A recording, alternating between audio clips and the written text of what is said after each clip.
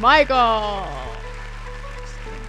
Hey, everybody, welcome to the podcast. I'm Michael. Welcome to Beach Theory, everybody. We are excited today to talk about something kind of crazy, actually. What else is crazy? Oh my goodness. The world is going crazy right now. There's craziness in the world. And how are we coping with the chaos? The chaos. So what is the chaos? Do you mind going into a quick 10 seconds? Coronavirus has attacked the world and everything is shutting down and we're all going crazy. However, what just happened to your computer? Your feet don't touch the floor. That's really funny. What are you, a giant? Yeah, I'm like a little kid. That's okay. Anyways, yeah, so the coronavirus is going crazy all over the world and it's funny because I feel like we've been in a state of panic for like a year. Panic? I don't think panic is the right word. We've been in a state of chaos like the rest of the world is experiencing now, but we've been in it for like a year because of other reasons. So it's like, now we're just like, okay, one more thing to deal with. Okay, let's do it. So basically there's a virus going around the world and it's having devastating effects on lots of people and businesses are shutting down and quarantine is happening and everybody knows, I think, about there's all a of shortage of toilet paper. This is for posterity. Oh, okay. I was like, who doesn't know? They live in a rock.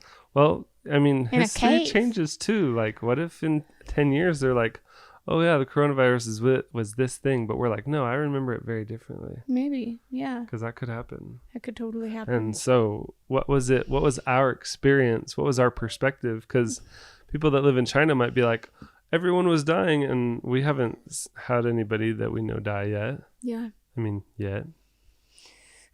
It's scary.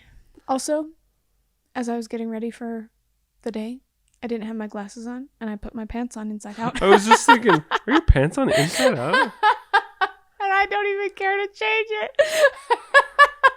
Hey, everybody in the future wears their pants on inside out. That's right, because it's the cool Back to the thing future. Right there. No, honestly, I was like, oh, well.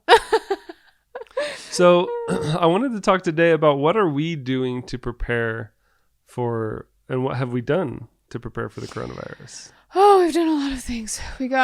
We bought some food. Actually, like middle of February. Yeah. Before there was any quarantines, before there was even the first confirmed case in America. My mom had been researching it a lot. And we were also following it over in Asia and Europe. And we all talked about it and we decided that we needed to get prepared. Yeah. And so we went shopping. We got diapers and we got wipes and baby formula, baby food. Toilet paper. I even got cloth diapers because I was like, well, I've always kind of thought I should try this. Not that I really want to, but I should. Not only cloth diapers, but reusable wipes. Yeah, I made reusable wipes. And then we also became farmers. I think that's one of the most exciting things to me is what we did in getting animals, because we got He's so excited. Chickens. So we're like, okay, if there's a shortage of things at the stores because China's not making them anymore, making them and sending them over, what are we going to do to prepare for the possibility of there being no toilet paper? What if there's no meat? There's no food in the grocery stores. Like, how are we going to survive if there's no option to buy groceries at the store? Yeah. And so I said, well, if we want to have meat, and we've always wanted to have like animals. Well, we bought this house with really big dreams and intentions of having a little mini farm, like possibly having, I don't know about a cow. I still don't know about a cow, but possibly having like a goat for milk or a cow for milk eventually, maybe. Mm-hmm. And then to also have like rabbits and chickens, and what else was there? A dog. I just like the idea of having animals so that, like, if we can't buy chicken from the grocery store anymore, we have our own. We have eggs. If you can't get eggs, we have our own. Yeah. And so we were like, okay, well, I think this is the time to finally take that leap and get animals on our farm in our We yard. were like, okay, we were planning on doing this anyway. Yeah. It's just hard because James just barely said he's done taking care of the animals. That's one of his responsibilities every morning is Which is really feed good. the animals. It's really good because eventually we're gonna get a dog. I've been looking every day on Have you? KSL for dogs, just to see if something pops up, if we're ready, Maybe. if I like that kind. I'm very picky though. We both are. But what were you saying? We wanted to get chickens. Yeah. And that was one of the things that we're like, well, let's get some chickens because they make eggs and they're good for meat and they're easy to if you get a rooster, you can fertilize and make more chickens. Yeah. And so right about mid-May, I think it was, your mom looked online and found mid-March. They found some guy who was he giving away chickens? He had 2,000 chickens? No, he wasn't giving them How much away. was it? How much were they? Because your mom and dad and Jessica and Ryan, they all went down I don't know how much they were. and picked up 10 chickens. Yeah. And you don't know how much they were. I don't know how much they were. But the craziest thing is that Jessica was she got a feeling. She's like, I think we need to go get chickens today. And it was right when everybody was starting to panic buy a little bit. And she's like, I just feel like we need to go do it today. So they went down. This guy had what, 3,000 chickens, or was it 2,000? I think it's interesting that what you said though, because you're right before everybody started to panic buy. I think that there's been kind of waves of people buying stuff. And there was this wave of people back in February when we went and got all of our groceries. There was other people that were also getting water and toilet paper. They were kind of getting prepared. They would actually, one lady was watching me as I was just shopping, getting the stuff we needed. And she's like, are you preparing? And I was like, yes, I am. And she's like, me too. And then we both just kind of walked away. And I think that was the first wave of people preparing. Definitely it was the first wave, because before that, nobody was getting ready, and there was still plenty of food, plenty of toilet paper, plenty of supplies in the grocery stores. Everything was stocked. Yeah. We were just there was no panic involved. It was just I think we need to get ready for this. So let's get a little bit extra. There was nothing okay, we gotta go right now. Yeah. It was more okay, I think today's the day. We just need to get it done. Yeah. We need to do this today. We need to get ahead of the curve. And so we were in that first wave that went through. And then the second wave was when there was lines outside the store and everyone was taking way too much, piles and piles of toilet paper and all this water and so much stuff. And it became kind of crazy, a little bit chaotic. And even during this part, there was people that were laughing. You guys are so dumb. So dumb. What do you think you're going to need all that toilet paper for? Well, you can't eat toilet paper. Yeah. And then all the stuff people upset about toilet paper. Oh my goodness. And then I think the third wave, which is kind of the wave we're on right now, is where everybody else that was laughing at us for getting prepared is now angry because the shops are empty, which is exactly what I knew was going to happen. Yeah. And that's why we prepared. Yeah. Was because this day was going to come and I knew it was going to come. And there's people that are in quarantine and now they can't get toilet paper because the shelves are empty. See, here's the thing. There's always going to be people who don't take things seriously. Right. And we just got a feeling. We were like, okay, I think it's time. We have I feel like it was from God. I do too. Telling us, you need to go get ready and you need to do it today. So we were like, okay. And we did it. And because of listening to that, we have been prepared and we've been blessed to be able to have the things that we need ahead of time. So we were never in danger of either getting the virus from having to go to the store a whole bunch or, in danger of we've never had to worry about running out of stuff because we listened to what we feel was the Holy Ghost telling us, get ready right now. Get ready. Well, here's the thing. And even right now with what we're going to talk about today with getting animals, I feel like that also is a prompting from Heavenly Father saying, you need to do this. You need to do this. Honestly, the past month, the past 2 months, everything we've been doing has just been like, okay, what do we do today? We've just been asking him and doing what he says. So if anybody's going to get mad at us for doing that, they have no right, because we're just being obedient. Being obedient. And I know we'll be okay because of that. I do too. So that's a sigh of like, yes, I believe this. It will be okay. So we had the family go down and pick up 10 chickens, and these were the last chickens. Somehow they were like the scraggliest bunch of little peckers, ragtag. whoever did say. There was like, out of the 2,000 chickens, he had they a whole were bunch, at the bottom of the pecking order out of 2,000 chickens. and you could tell, because some of them are like almost totally bald because they've been pecked to death. Yeah. So we went and got those chickens, and we didn't have a place for them. Yeah. So we just had like this shed that had like beekeeping equipment in it, and we're like, well, where are we going to put all the chickens? I don't even know. Mm-hmm. Let's just put them in the shed, I guess, for tonight. Because it was still really cold outside too. Yeah. So we put the chickens in there. We went and got some feed for them, and then we laid I think we laid out carpet or cardboard on the whole bottom of the shed, so they wouldn't like poop all over the floor. Yeah, that in the didn't shed. work very well. You had to clean it up, didn't you? Well, it just smells really, really bad in there still. It does. That's true. So we were like, okay. They started eating the insulation off the walls, and oh my goodness, they were like destroying it. But we had all these chickens, and we're like, okay, well, now we need to build a chicken coop because we don't have money to buy one. So we woke up the next day, we got up, and we're like, okay, now we need to build a chicken coop. And we had some like scrap 2x4s from over at the fix and flip property that we're fixing up.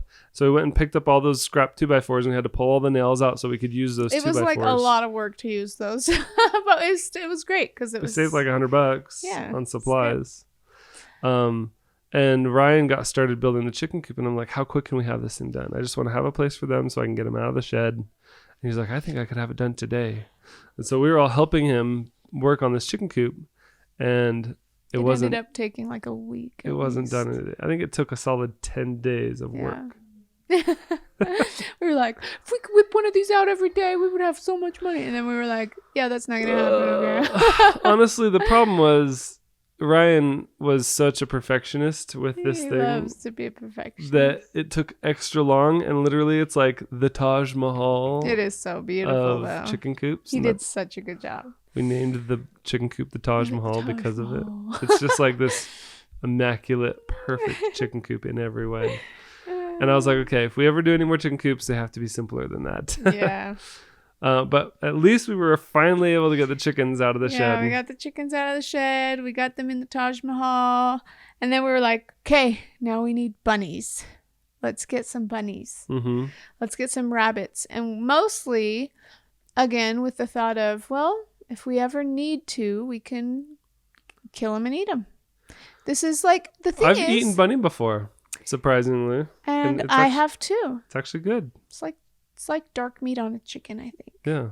And I mean, it's so good. I love it. I think a lot of people might be uncomfortable with the idea of eating bunnies because they're like more of a pet animal, like a dog or a cat. It's definitely a controversial thing, and I don't really want to hear anything back this is about beach that. Theory. These are our theories and our ideas, and we can say whatever we want on this channel.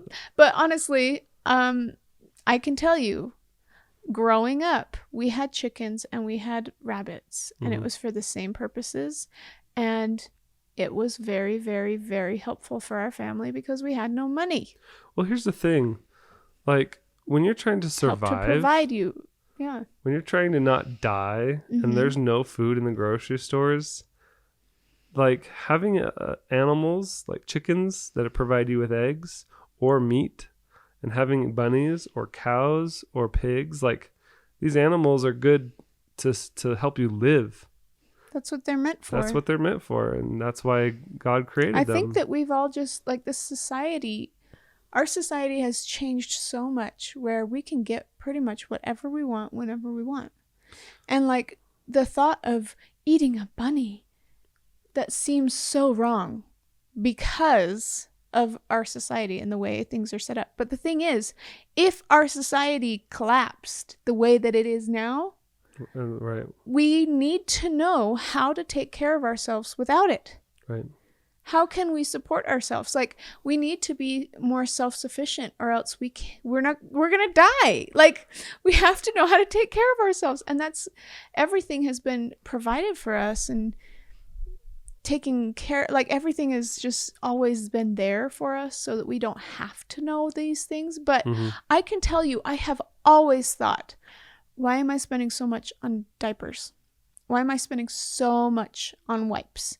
These are like gold. I remember feeling like these are like gold, and they're just disposable, and I'm just going to throw it away. Use it once and throw it away. And I'm like, I can tell you. So as we've been doing all of this, right, I also have been doing cloth diapering. And it is such a good feeling to set out to do something that's self-sufficient and then do it. Even though the first time you do it, I feel like it's very nerve-wracking because you're like, I hope this works. Like, cross your fingers. I don't know why, but especially cloth diapering, I'm like, oh, it's going to not work. It's going to explode. There's going to be poop everywhere. I don't know why. But it felt so good to put a cloth diaper on him, have him, soil it or whatever, me take it off, put it in a bin, and then rinse them off and throw them in the washer, and all of a sudden they're perfectly good again. So you saved a lot of money. Every single time I do it, I feel like cha-ching, that's just money I saved. Yep. And I've never been one to be trying to save the planet or not be wasteful, but I've been okay, see, here's a legitimate reason why we need to be more careful, because the economy is fragile. It's all built upon so many people that are all doing good. And if some of them start to fail, then everybody starts to fail. There's a ripple effect, and it really does affect everybody. Yeah. And we want to be I'm not one who's going to say, get out, leave society and be completely off the grid and self-sufficient. Yeah. I love being part of society. I love having friends, and I love being able to be part of a community of people that are all accomplishing great things together. Yeah. But at the same time, if we're not prepared for the potential of having to support ourselves independent of a society working together, if we're not prepared for that, then I think that we're being unwise. And I just think that it's good to have your bases covered. Yeah. And that's main motivation behind getting prepared. I had all these thoughts. Once we started hearing about the coronavirus and it was being things were starting to happen and it was starting to get a little bit crazy, I was like, I need toilet paper. I need toilet. What are we going to do if we don't have toilet paper? People are going to take, all the toilet paper's gone from the store. And all these, the thoughts, right? That everybody is having. Everybody would have that, because has anybody wiped their butt with anything but toilet paper? And nobody knows how to make toilet paper. Nobody knows how to make toilet. All these thoughts, I'm like, okay, what's the big deal? How can we do something different? We need to be more open. What other options are there? What other options are there? Because this isn't the only solution. Toilet paper has not been around for that long. My mom was saying, what was she talking? I think she's had toilet paper her whole life, but I know my grandma hasn't. And that's just how it was. I was like, okay, I need to think, what did the pioneers do? What did my grandparents do? How did they do this? So I've heard of a lot of different things since asking around a little bit. I want to hear. The catalogs. They used to use the catalogs as toilet paper. They'd have a big catalog book. So the phone book, basically? I mean, it's like toilet paper that's entertaining you. You get to read it and look at You're it. Whoop. I What's hate next? this page. Wait, would they flush it? Page. It was outhouses. Oh, yeah, okay. So it was compost, basically. Interesting. The paper would just, and then a lot of the time, I think they would dig a big hole, put an outhouse on top of it, and then they would use their catalogs or corn cobs. Yeah. And would they wash and reuse the corn cob? No. Well, how many corn cobs do they have? A big pile of corn cobs? Yeah, when they're farmers. You only get one corn cob per usage. I don't even want to think about the logistics of it. But anyways, I think they would. I think they would move the outhouses and bury. Like, sure, of course. You know. Well, yeah. So anyways, I've been thinking about it a lot, and I think somebody else also said that they had personal rags, like the pioneers had personal rags that they would use for that purpose and rinse out, wash, make them clean and then reuse them or whatever. But as I've been thinking about that, I'm like, wow. Why are we so wasteful? Like, and I've really, again, never been like, oh, I'm a tree hugger. No, I'm like, I've always been totally fine with it. But once it's gone, I'm like, okay, I'm wasteful. Mm-hmm. I'm legit wasteful. Totally. And you so are. Well, when we think about like how many things are we going to be able to get again? Right. Because we always just get things again and reuse and don't reuse them and waste them, throw them away. Like straws, metal straws, like that's a good idea. And I only ever thought, oh, I'm being a good person if I did it, but not like, oh, I'm taking care of my family because I'll still have a straw if... Straws are not a necessity. No, but I'm saying, you know what I mean? Like toilet paper is. But I get what you're saying. Yeah. You know what I mean? You're like talking about necessities and then you're now talking about straws. But like in the past, I was like, oh, that person thinks they have to use a metal straw. Like they're saving the earth or whatever. And now I'm like, oh, that's actually a really good idea. That's what I mean by it. So you stop laughing at everybody. I am. I'm like, okay, I see why this was a good idea. And like now I'm like, whoa, what else do I like? I rebuy all the time, like Ziploc bags, like, and there's some that are reusable that are like thicker and that seal. And I'm like, okay, like I should probably get some of those so that we could have them forever and I won't have to waste so much. Yeah. What? That was the other thing. I made reusable baby wipes, and that was another thing. Like once I used it, I just got this thrill that I've never had. Like with anything, it's a different type of feeling that I've never had when the first time I did a whole round of using cloth diapers, and the first time I did the same thing with cloth wipes. I was like, why have I wasted so much my whole life?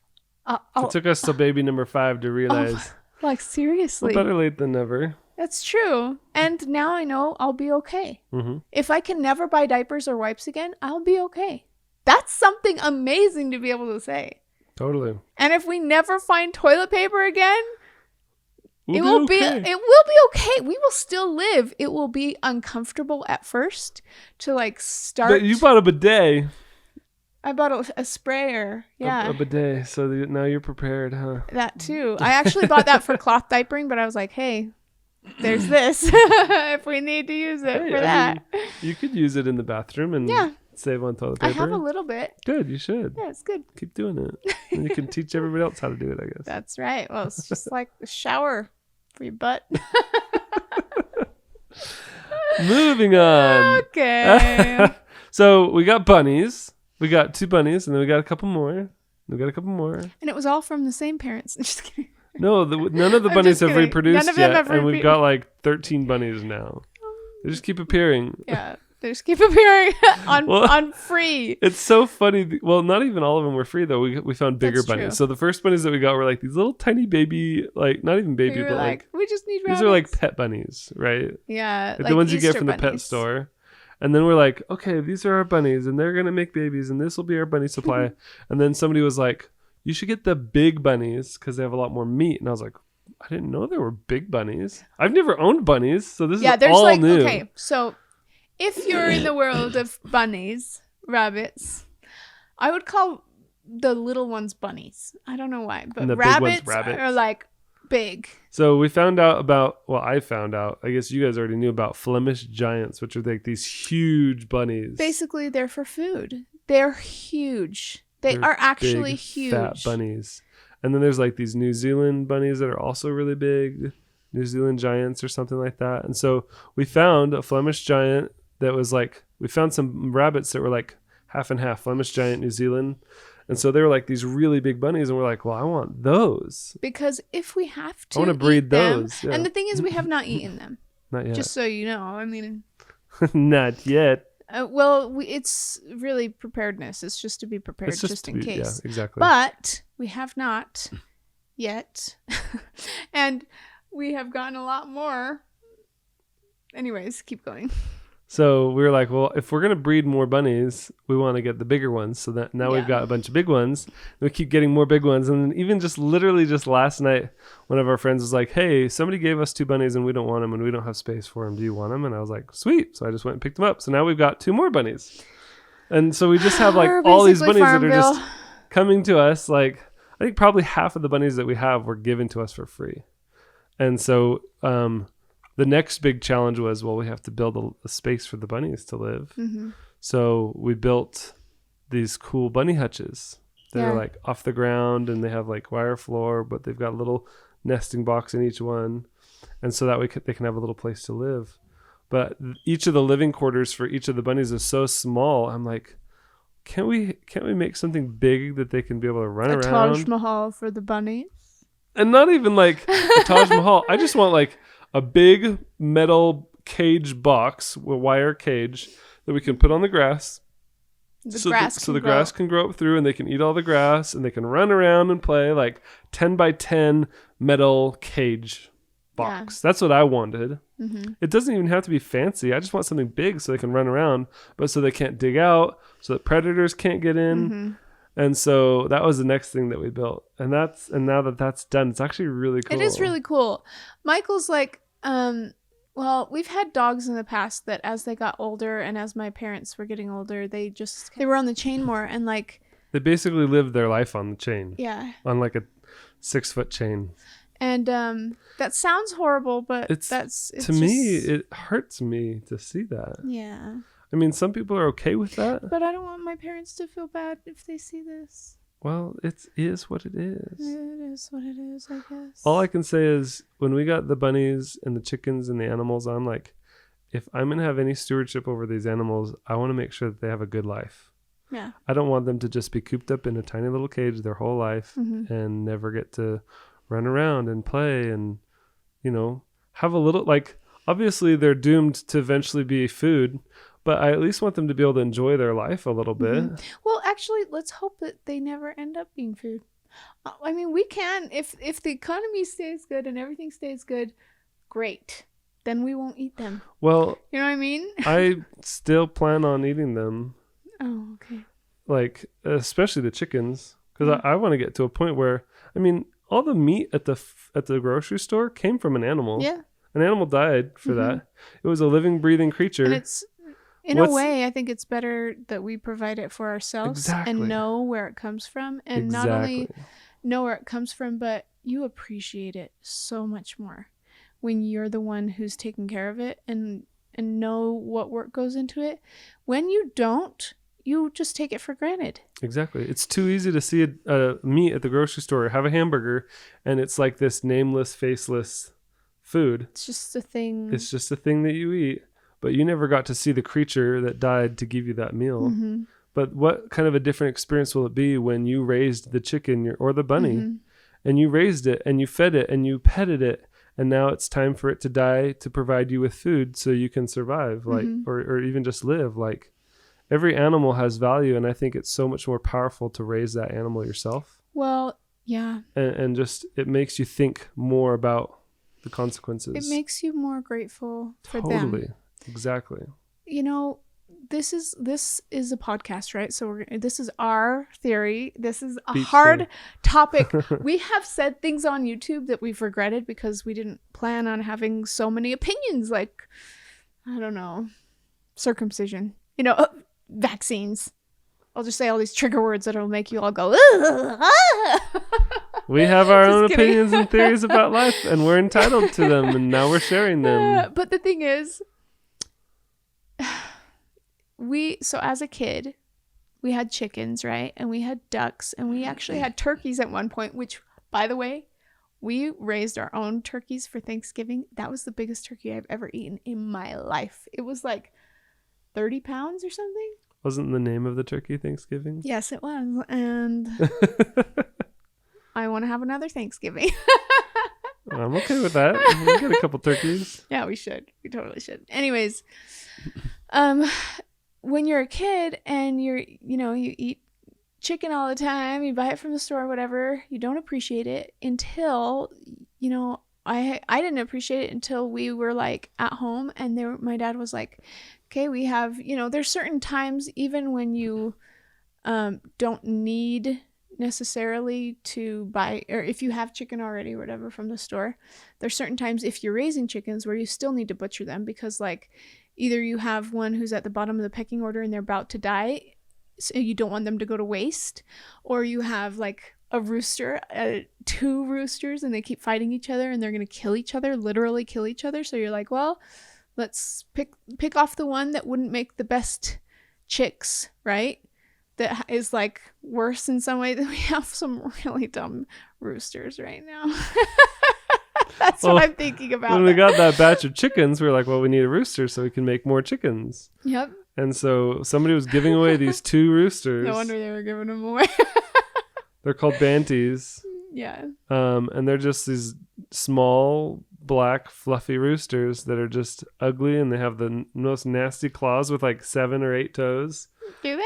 They do. And anyway, they're like small man syndrome roosters. And it wasn't until we got the Taj Mahal that they started fighting and trying to kill each other. Yeah. And then Becca, your dad was like, I hate those roosters. I hate them. I don't want any baby chicks coming from those roosters. He's like, so you're going to ruin our brood. He took it upon himself to find a real man, a real rooster. And he did. He did. And he found this like Chanticleer. It's the most macho. That's what we've called him. We named him Chanticleer from Rockadoodle. Rockadoodle. Which is French for rooster. Is it? Yeah, Chanticleer is French. Is it really? Rooster. I looked it up. You making up stuff? Nope. Okay. But this is like the manliest rooster. He's like really tall. is. And it was hilarious goodness. when we put him inside the Taj Mahal with all the other hens.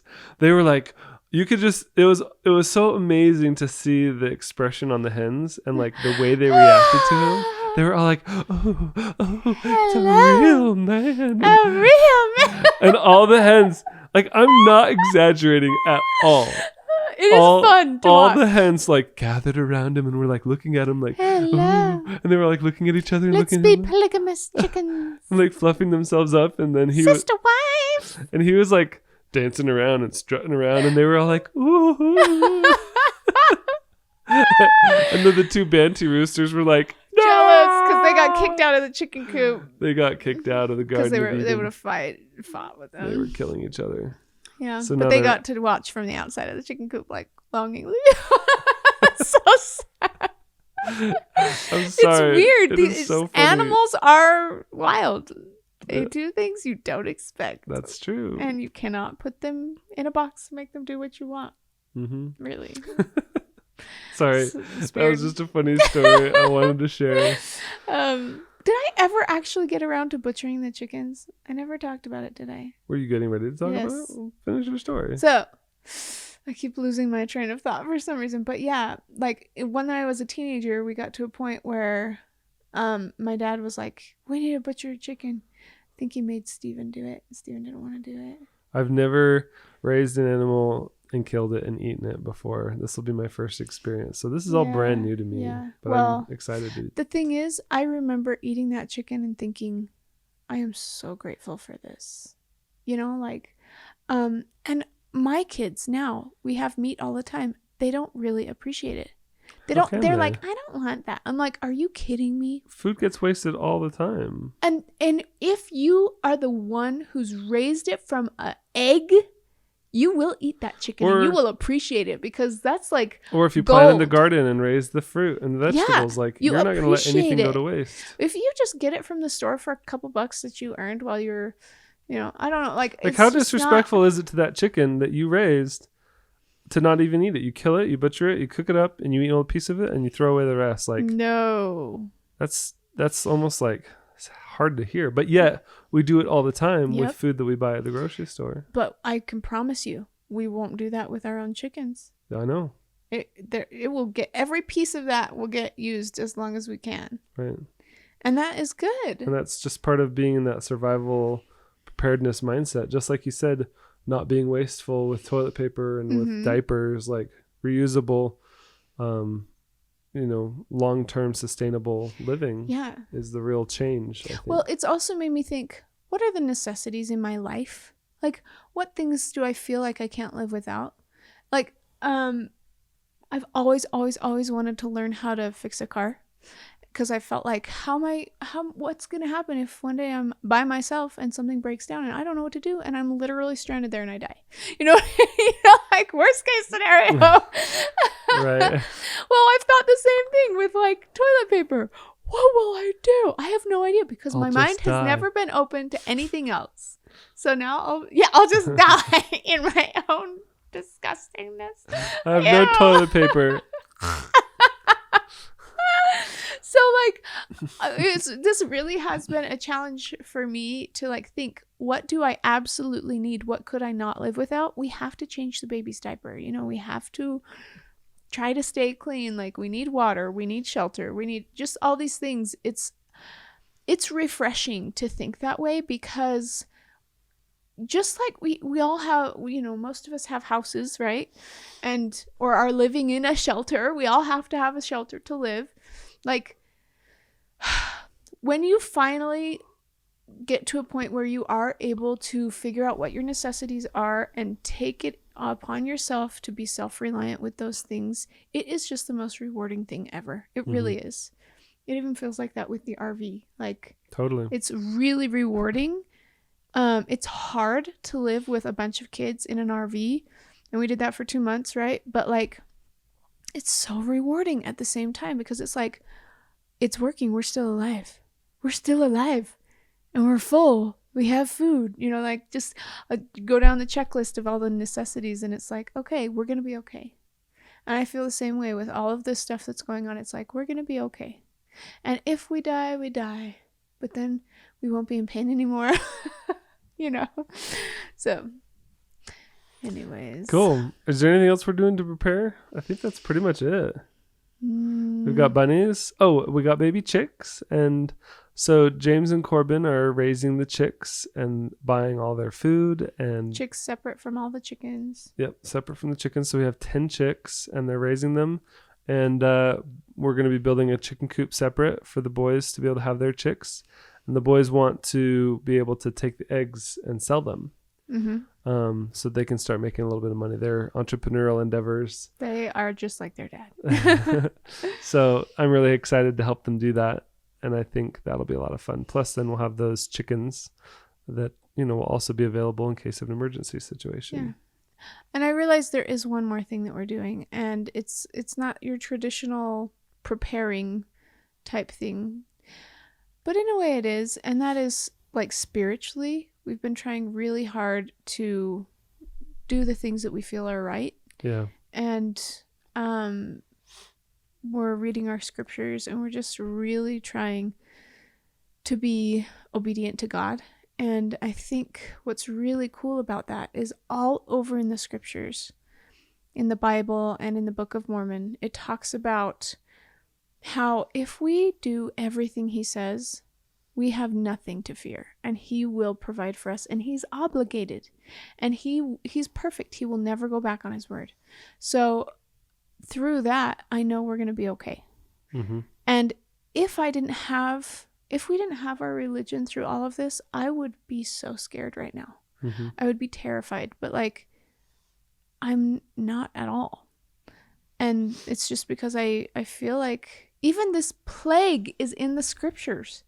Like, I feel like because we are reading our scriptures, because we are praying, we are always one step ahead of everything else that's going on in the world that's crazy. And I wouldn't have it any other way. It just brings so much peace to me to know, like, yeah, the world is going crazy right now, but we are not, because it's like we've been told exactly what's going to happen before it happens. And I'm like, okay, I have nothing to fear. Like, that just proves to me that God is real. Well, that's the purpose of the prophets, is to be the mouthpiece for God, to warn his children on earth of what's coming, to prepare. Like, all these disasters and calamities, like all these things that are coming to the world, were foretold, and only those who are listening and humble and are going to hear his words, because there's plenty of people that are saying, oh, I wasn't ready for this. Oh, I can't believe this is happening. But in all reality, to those who are faithful followers of Jesus Christ, and that read the scriptures and follow his prophets, like, there's no surprise here. This isn't a shock. We knew this was coming. We got prepared, and we're like, okay, well, this is just the next step in the process. So, and if you're not our same religion and you want that for yourself, like, you can have it too. It's not just something that we have or that, Mormons have, like, or we don't say that anymore, but it's members not of the Church members of of the Jesus Church Christ of of Latter-day Saints. Yeah. Like, I think what's really cool is that anybody that wants inspiration from God can have it. Absolutely. Anyone that prays to him in all sincerity and is really wanting to know more or have help from him, he'll give it to you. Like, he's literally just waiting for us to do that. And then he'll just bless us. And we've just felt that this whole time, like, always feeling like we're one step ahead with what is going on in the world. And it's because of him. And it says, in the scriptures, ye who are prepared shall not fear, right? Something like that. If you are prepared, you shall not fear. Yeah, that. So, but we could go on and on all day about seriously. Religious and spiritual things. It's a and big part of hopefully our this life. doesn't turn you off from us. Just like, I don't know, we're just going to say this is how we live, and I don't want to ever apologize for it, because it has saved our family over and over. And you know what? Even if the world wasn't going crazy right now, I think it's a very good thing to be prepared. Totally. And when I was a kid, my parents had bunnies and they had rabbits and they had chickens and they had turkeys, they had ducks at one point. And like, those things helped our family so much. Having those, and like, they felt like they needed to have food storage, so we got food storage. And then later my dad broke his back and had to have back surgery, and we had no money for food, but we had food because we were prepared. So overall, I'm just so pleased with how everything is going with preparation, and like, we're being careful. And I can tell you another thing. If we lost it all, if somebody came and robbed everything from us that we had prepared, I know we would still be okay somehow, because we've done everything that he asked us to do. So we would still be okay. Somehow food would come. Somehow money will come. Somehow everything will be provided for us, because we've done what he asked us to do. We've done our part. So That's all you can do. I'm not afraid. Me neither. So hopefully you guys enjoyed this podcast today. This was a fun one. At least I think it was a fun one anyway.